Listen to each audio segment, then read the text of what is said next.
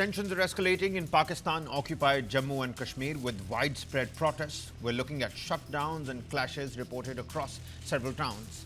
The Karakoram Highway and the Azad Pattan crossing, this is the point between Pakistan and Pakistan-occupied Jammu and Kashmir, were reportedly blocked by protesters as demonstrations intensified across the entire region. We've got fresh visuals and the latest figures because according to sources, more than 15 civilians have reportedly been killed through organizers. They claim that the actual number may actually be higher than just 15. 19 children have allegedly been killed during security operations. 7 pregnant women are reported to have died during the crackdown. More than 70 people have been injured during this violent crackdown on dissent as well. More than 72 civil society leaders and activists have reportedly been arrested. Approximately 14,000 security personnel have been deployed from Pakistan into this very region. Asim Munir's a deadly crackdown as he butchers on to those civilians. And large-scale protests and shutdowns were reported in Rawalakot, Muzaffarabad.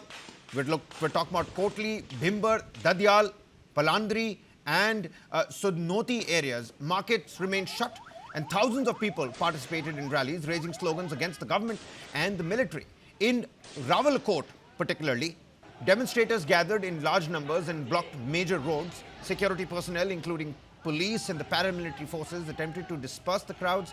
Reports, however, indicate that several people were injured during these clashes between the protesters and the security forces. And then similar demonstrations were also reported in the Kotli and the Dadyal areas, where protesters demanded action on long-pending economic and political grievances.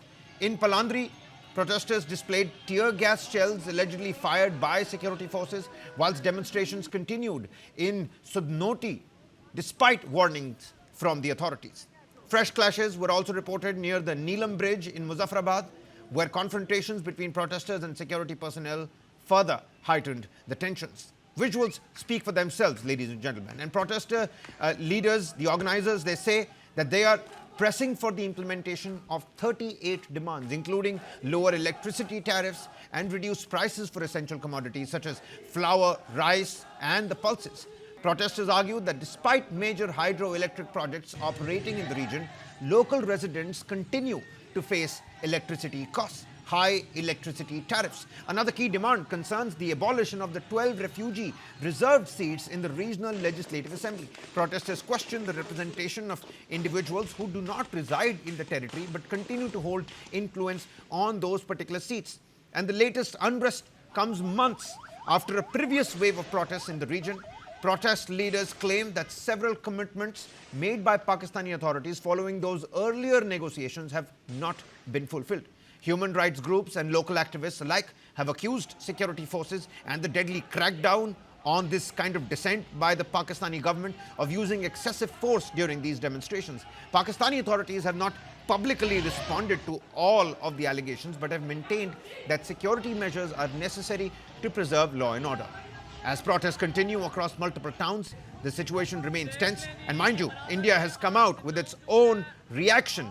The Ministry of External Affairs says this is a playbook of misinformation and fake news that's at play amidst these protests. But with protests continuing across multiple towns, the situation remaining tense, with demonstrators vowing to continue their movement until their demands are addressed, authorities remain on high alert as concerns grow over the possibility of further escalation in the region at large.